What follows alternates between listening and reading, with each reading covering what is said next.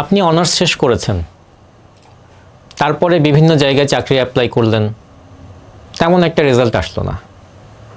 তারপর আপনি চিন্তা করলেন, তাহলে মাস্টার্সটা করেই ফেলি।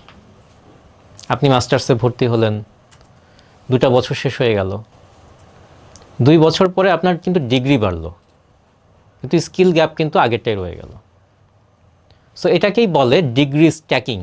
আমাদের দেশে এটা খুব কমন একটা প্রবলেম যে আমরা গ্র্যাজুয়েশন শেষ করার পরে আমরা চিন্তা করি যে এখন মাস্টার্স করা দরকার, মাস্টার্স করলে হয়তো আমি আরও বেটার রেজাল্ট পাবো বা আউটপুট পাবো। কিন্তু আমি যদি প্রপার ক্যারিয়ার প্ল্যানিংয়ের মাধ্যমে কাজটা করতাম, তাহলে গ্র্যাজুয়েশনের পরপরই আমি আমার কাঙ্ক্ষিত জবটা পেয়ে যেতাম এবং 3 বছর বা 5 বছর পরে আমি আমার লক্ষ্যের অনেকটাই কাছাকাছি পৌঁছে যেতাম, যেখানে আমি একটা উচ্চতর ডিগ্রি নিতে গিয়ে আমার টাইমলাইনটাকে অনেকটা নামিয়ে নিয়ে আসলাম। আমি আগানোর বদলে বরং পিছিয়ে গেলাম। সো আমাদের দেশের এই যে কমন সমস্যা, এই সমস্যা কিন্তু আপনি উন্নত বিশ্বে দেখবেন না। আপনি যদি সিঙ্গাপুরের ওয়ার্কফোর্স মডেলের দিকে তাকান, সেখানে আপনি দেখবেন তারা ডিগ্রি স্ট্যাকিংয়ের দিকে একেবারেই জোর দেয় না। তাদের ফোকাসটাই থাকে skill alignment with the industry.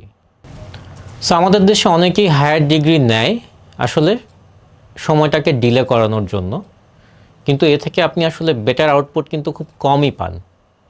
আপনি ডিগ্রি বাড়ানোর থেকে আপনি যদি স্কিল এনরিচমেন্টের দিকে আপনার ফোকাসটা দেন, তাহলে আপনার ক্যারিয়ারটাকে আপনি সামনে এগিয়ে নিতে পারবেন।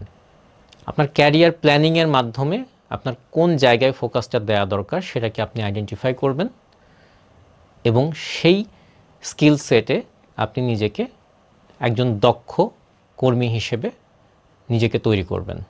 সো ডিগ্রি ভ্যালু বাড়ায় না, বরং ভ্যালু বাড়লে আপনার ডিগ্রির একটা ভ্যালুয়েশন হয়। সো সবসময় ফোকাস করবেন আরেকটা ডিগ্রির দিকে নয়, বরং আরেকটা স্কিলের দিকে, যেটা আপনাকে সামনে এগিয়ে নেবে।